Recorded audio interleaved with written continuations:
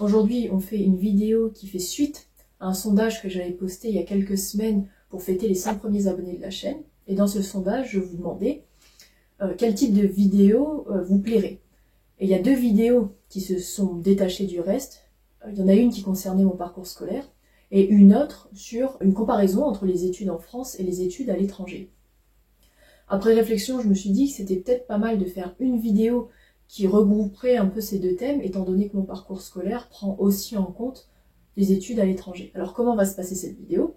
Dans un premier temps, je vais vous parler des études d'ingénieur que j'ai réalisées, et ensuite, dans un second temps, on verra quelles sont les différences principales entre faire des études en France et faire des études à l'étranger. Pour ceux que un sujet intéresse plus que l'autre, n'hésitez pas à regarder dans la description à quel moment commence quelle partie, mais je pense que les 2 parties sont complémentaires et qu'il y a des informations intéressantes à prendre dans les 2 cas. On commence dès à présent avec mon parcours scolaire, et la première chose que je souhaite dire, c'est que chacun construit le parcours qui lui convient. C'est-à-dire que là, je vais vous présenter un parcours, c'est un exemple parmi tant d'autres. Il s'avère que c'est le parcours qui m'a convenu à moi, mais vous, il va falloir réfléchir pour savoir ce qui vous plaît, ce qui vous plaît moins, et comment vous avez envie de construire après vos études. Donc, peut-être que ce que je vais vous dire, ça va vous inspirer sur certains points, mais en aucun cas, il faut faire un copier-coller, parce que chacun est différent, et chaque individu doit trouver ses propres techniques, ses propres moyens d'y arriver. Pour ma part, j'intègre une prépa PCSI, donc physique, chimie, sciences de l'ingénieur, au lycée Saint-Louis à Paris. Première chose que j'aimerais mentionner, c'est que pour intégrer une prépa prestigieuse à Paris, c'est pas forcément nécessaire d'avoir fait toute sa scolarité à Paris, de venir des plus grands lycées de France, ou encore moins d'avoir une famille d'ingénieurs, une lignée d'ingénieurs. Dans mon cas, je viens d'un lycée peu connu, et dans ma famille, il n'y a pas une lignée d'ingénieurs. Pour intégrer le lycée Saint-Louis, j'avais surtout un très bon dossier scolaire. Au lycée, j'étais une élève assidue, qui travaillait de manière régulière, mais je faisais en sorte de garder un équilibre entre mon travail pour l'école et mes activités extrascolaires. Ça a toujours été très important pour moi de faire du sport, de faire de la musique, et ça a largement contribué aussi à une confiance en soi et un équilibre de vie avant de rentrer en prépa. Dans mon cas, la première année au lycée Saint-Louis se passe plutôt bien. Effectivement, le rythme de cours est plus soutenu, on va plus loin dans les connaissances, dans les disciplines, on approfondit beaucoup plus, mais je vois pas non plus une diminution drastique dans mes notes, et de manière générale, l'ambiance est bonne. Ce que j'ai aimé au lycée Saint-Louis, c'est qu'il y avait une diversité dans les profils, des personnes qui venaient d'un peu partout en France, et même parfois qui venaient pas de France métropolitaine. Cette ambiance conviviale, familiale, que j'ai retrouvée au lycée Saint-Louis, ça a été une des clés de ma réussite. Donc ça, c'est vraiment à prendre en compte quand on rentre en prépa. À la suite de la première année, je rentre en PC étoile. Alors là, en deuxième année, le rythme s'accélère drôlement, parce que en fait, il n'y a que 6 mois réellement pour préparer les concours en deuxième année. On sent une tension plus intense, et notamment parce que en classe étoilée, on prépare les plus grandes écoles, et donc on se projette à rentrer dans ces grandes écoles, ce qui fait que on se met une pression supplémentaire. Malgré tout, tout se passe assez rapidement, on n'a pas trop le temps de souffler, de respirer, on continue, on reste dans le rythme, et on passe les concours à peu près au mois d'avril. À partir du mois d'avril, c'est surtout voilà, préparation des concours, préparation des oraux, et à la fin de tout ça, je suis admise à l'École nationale des ponts et chaussées. Ce que je dirais en conclusion de cette prépa, c'est que il faut rester confiant. En gros, on entend souvent des choses sur le fait que la prépa n'admet que des personnes venant de certaines classes sociales, que des personnes dont les familles ont des connaissances sur l'ingénierie, sur le commerce, etc. et donc envoient leurs enfants dans des classes préparatoires. Pour moi, tous ces biais sociaux ou ces biais familiaux, ça ne doit pas vous empêcher d'essayer au moins de se challenger pour aller en prépa. Ce qui compte réellement, c'est la confiance que vous avez en vous, la confiance que vous avez en vos capacités, et le reste, finalement, votre environnement. Ok, si c'est un environnement porteur, positif, vos parents vous poussent, sont derrière vous pour votre projet et tout, c'est super, c'est bien d'avoir des gens sur qui on peut s'appuyer. En réalité, les décisions que vous prenez pour votre scolarité, elles ne concernent que vous. Après le lycée, c'est le moment où on peut essayer de se challenger, faire des choses, vous risquez rien finalement. Et voilà, si on se fait pas ça à ce moment-là, si on se challenge pas après le lycée, on n'aura jamais vraiment envie de se challenger par la suite. Je dis pas que la prépa c'est fait pour tout le monde, encore une fois, mais si vous sentez l'envie d'aller en prépa, essayez. Peu importe d'où vous venez, quel était votre lycée, quel était votre contexte, en prépa, c'est pas ce qui compte le plus. On continue avec l'école des ponts et chaussées. La première année, c'est tout simplement un tronc commun, qui est une sorte de continuité de la prépa, parce que on travaille de manière plutôt intense, et on découvre beaucoup de disciplines qui sont en lien avec l'ingénierie. On continue à faire des maths de manière poussée, notamment parce qu'il y a des personnes qui auront envie de se lancer dans, par exemple, les éléments finis, dans l'informatique, dans l'intelligence artificielle. Mais au-delà de ça, au-delà des maths, on fait aussi, bien sûr, de la physique, de la mécanique des milieux continus, de la physique statistique, des choses comme ça. Et c'est un tronc commun auquel tout le monde assiste. À la suite de la première année, on se spécialise. En deuxième année, moi je choisis le département génie civil et construction aux Ponts et Chaussées, donc c'est le département historique des Ponts et Chaussées. Et là, j'y découvre d'autres disciplines en lien avec le génie civil. Et moi, une discipline qui me plaît particulièrement, c'est la mécanique des sols et la géotechnique. Donc c'est tout ce qui tourne autour de l'étude des sols. Le sol, c'est un matériau qui est en place, c'est un matériau qui n'est pas créé par l'homme, et donc toutes ces caractéristiques physiques sont difficiles à comprendre. En comparaison, l'acier, on le fabrique nous-mêmes, et donc on lui donne en quelque sorte les caractéristiques mécaniques dont on a envie. Un sol, on est obligé de s'adapter au sol, et c'est ça qui m'a plu en fait dans tout ce qui est mécanique des sols et géotechnique. La deuxième année se passe également très bien à l'école des ponts. À la suite de la deuxième année, on a l'opportunité de faire ce que d'autres écoles appellent une césure, mais aux Ponts et Chaussées, on appelle ça un stage long. Une année de stage long, plus particulièrement, on peut faire 2 stages de 6 mois par exemple, ou un stage d'1 an. Bon, ça dépend de chacun. Et c'est à cette occasion-là que je suis partie à l'université de Cambridge pour faire un stage. Ça, on en reparlera et on le développera dans la seconde partie de la vidéo. Mais tout se passe bien durant cette année de césure et j'apprends également beaucoup de choses. Troisième année et dernière année à l'école des Ponts et Chaussées, je continue de me spécialiser en génie civil et plus particulièrement en géotechnique et je fais mon stage de fin d'études sur Paris. Pour faire le point sur ma scolarité à l'école des Ponts et Chaussées, j'ai trouvé que c'était très stimulant intellectuellement. J'ai rencontré beaucoup de gens brillants, beaucoup de professeurs qui étaient très investis dans leurs cours, dans la façon de transmettre les choses dans leur pédagogie. Ça a été une expérience juste super. À la fin de mon parcours aux Ponts et Chaussées, j'ai reçu un prix. Donc c'est un prix qui vise à récompenser l'excellence académique d'un des étudiants de la promotion. Au-delà de l'excellence académique, ce prix vise aussi à récompenser l'investissement qu'on a eu pour faire rayonner l'école, que ce soit de manière nationale ou à l'international, l'investissement qu'on a eu pour les autres et envers l'école de manière générale. Donc ce prix, ça a été un petit peu comme la cerise sur le gâteau de ma scolarité. On passe maintenant au second thème principal de la vidéo, qui concerne les différences majeures entre des études en France et des études à l'étranger. Comme je disais précédemment, je suis allée à l'université de Cambridge, donc les comparaisons que je vais mener, elles vont principalement concerner l'université de Cambridge. La première différence principale, elle concerne évidemment la taille des écoles. Quand on intègre une prépa ou une grande école d'ingénieurs en France, en général, par promotion, il n'y a pas plus de 1000 étudiants.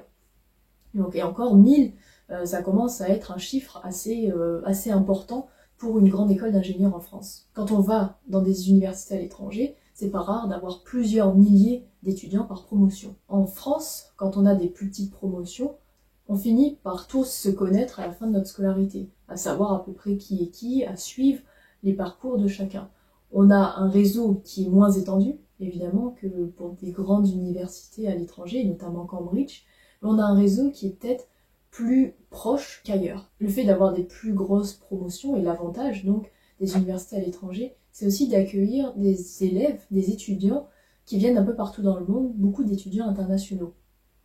Ça, c'est une vraie richesse humaine pour pouvoir comprendre comment fonctionnent les gens et donc dans des milieux de travail variés, pouvoir aussi communiquer plus facilement. Deuxième avantage aussi d'avoir des très grosses promotions, c'est le budget de l'école. À l'université de Cambridge, hors collège, le budget de l'université, c'est 2,3 milliards de pounds, tandis qu'en France, par exemple, le budget de l'école polytechnique, c'est environ 200 millions d'euros. En termes de taille aussi, ce qu'il faut mentionner, c'est que là, on compare les écoles d'ingénieurs en France, donc avec une spécialité qui est l'ingénierie, et des universités qui regroupent plusieurs départements. Ça peut être des départements de littérature, des départements de bio, des départements d'ingénierie.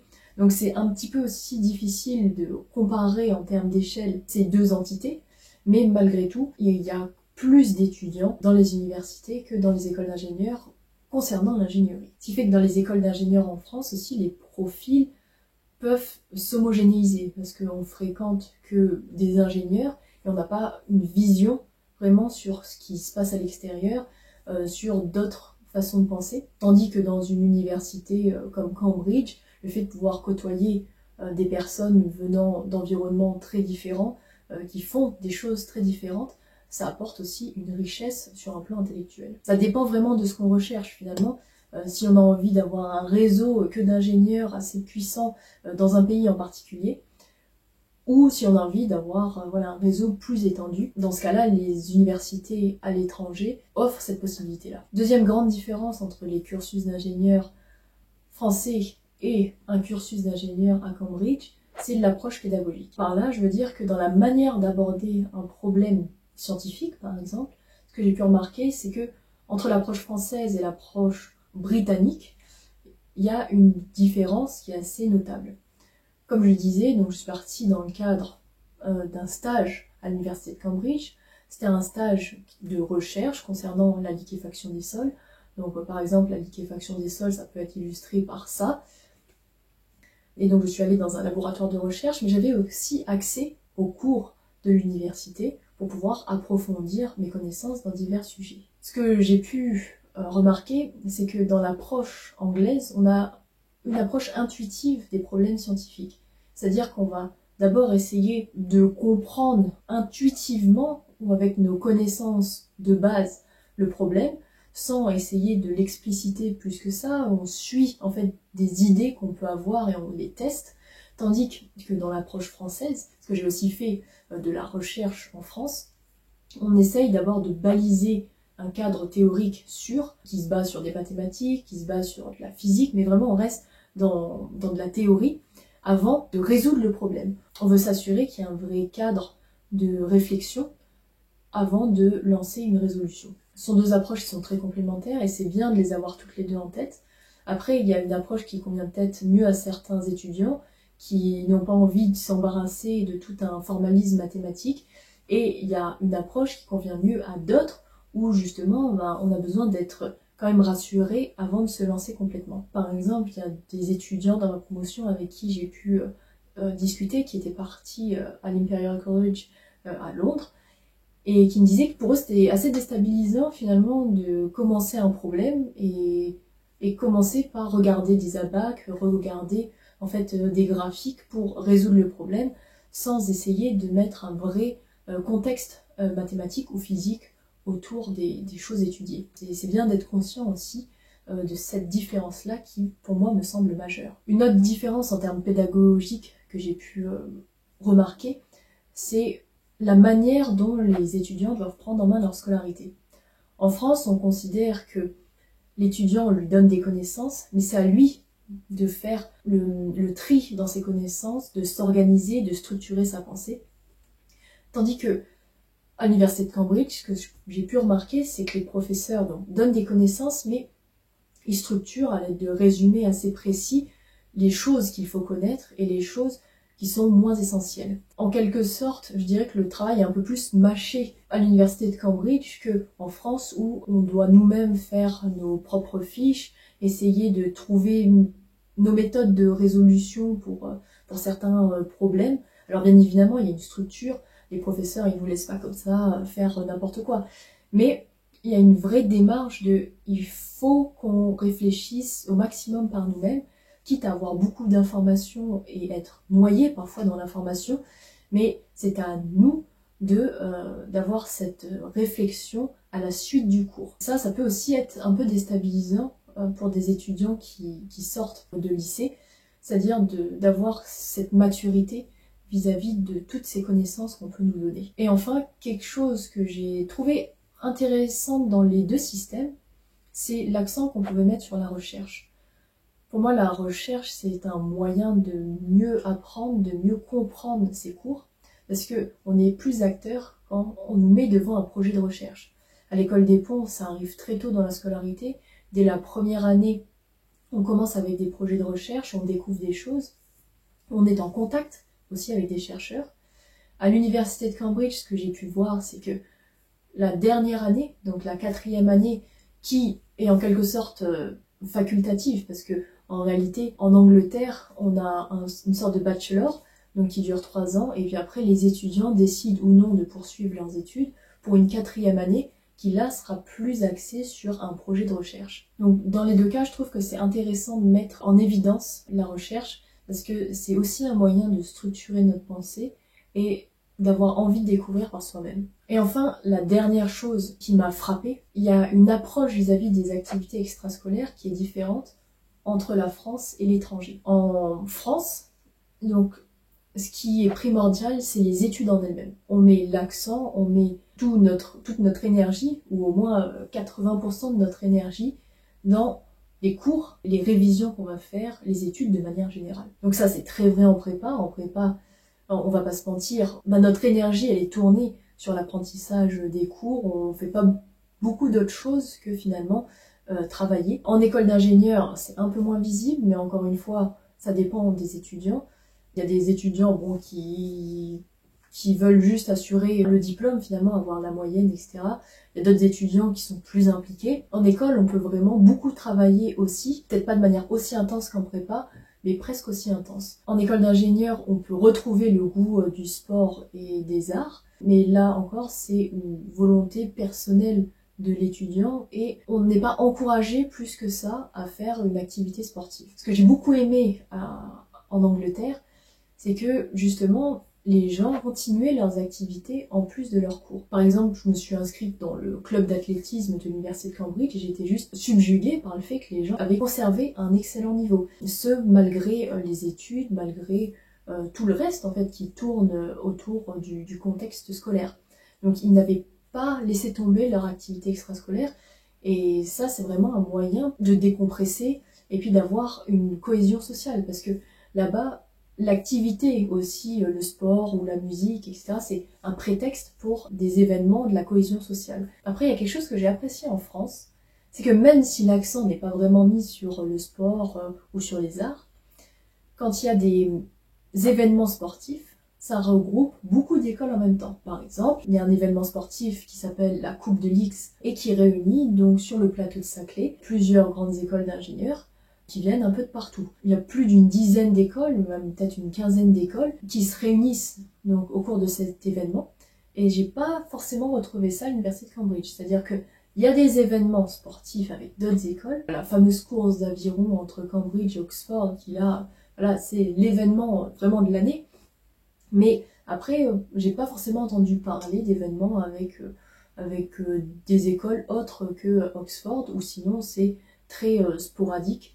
Et ça ne concerne que l'université de Cambridge avec une seule autre école. Voilà. Peut-être que j'ai pas eu le temps non plus d'approfondir et d'avoir écho d'autres événements de ce type-là.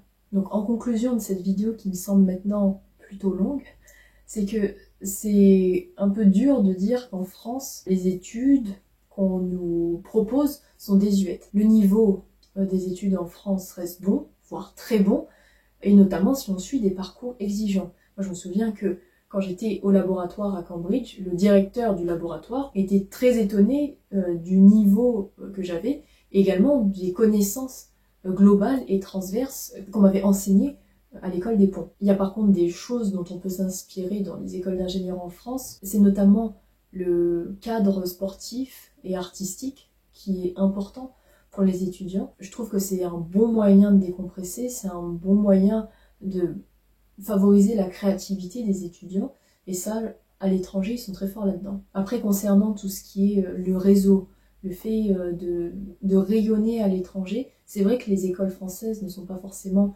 au top des classements internationaux. La taille des promotions est restreinte, donc forcément quand on veut rayonner à l'international mais qu'on a peu d'étudiants et que la plupart des étudiants restent en France, c'est dur de rayonner à l'international. Les grandes universités à l'étranger ont beaucoup plus de visibilité, c'est dû clairement à la taille des promotions et au budget de chaque école. Merci d'avoir suivi cette vidéo. N'hésitez pas à me dire en commentaire si vous avez des retours d'expérience concernant des études en France ou des études à l'étranger. Il y a plein de gens qui sont intéressés par ça. Et si le contenu vous a plu, abonnez-vous et n'hésitez pas à laisser un petit like. On se dit à la semaine prochaine.